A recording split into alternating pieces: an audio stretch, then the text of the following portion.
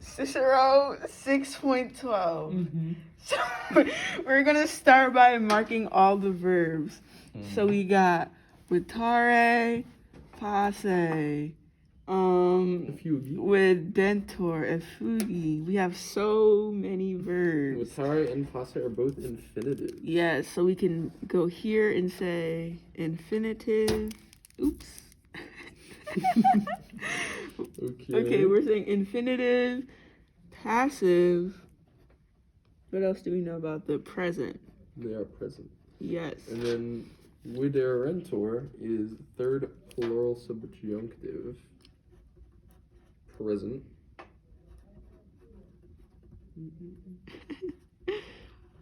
All right, so let's get translating here. Let's see what we're working with. Fugi. Oh, yeah. Present infinitive. Is that passive? It's also passive. So many passive in this, guys. Escape, so passive doesn't matter. All right, let's get into this. Okay. So we got quote. Where should we put the words? I'll put them down here. Yeah. You guys can see. All good. You guys. All right, so quote. How many? We would know that from your Perseus link if you just go ahead and click that, except we're on paper, so you can't really see it. How many times? And then we're bringing a fugi in.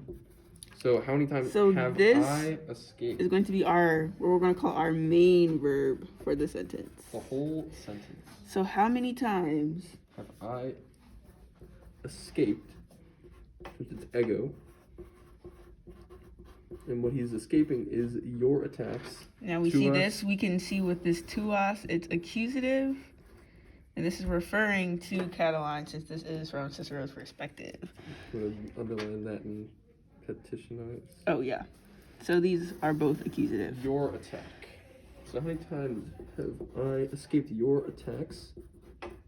The attacks that were thrown, ita connectas. And just for clarification, we're just going to repeat the attacks, even though it's not technically repeated there. Just to make it better in English. Yeah, so how many times have I escaped your attacks? The attacks that were thrown in such a way, since it's ut, it is a result clause.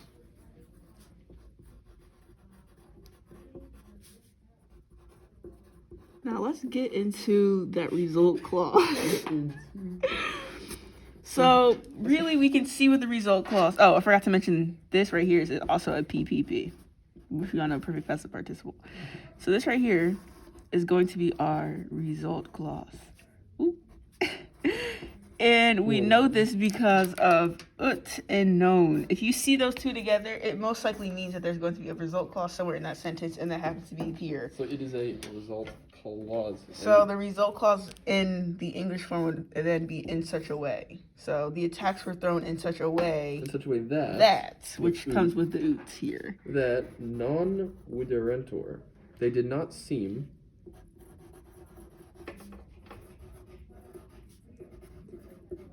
And then we go straight to the double infinitive. Which we see here. Double infinitive. They did not seem as though they were able to be avoided, since it's that perfect passive infinitive. Right now, just present passive infinitive.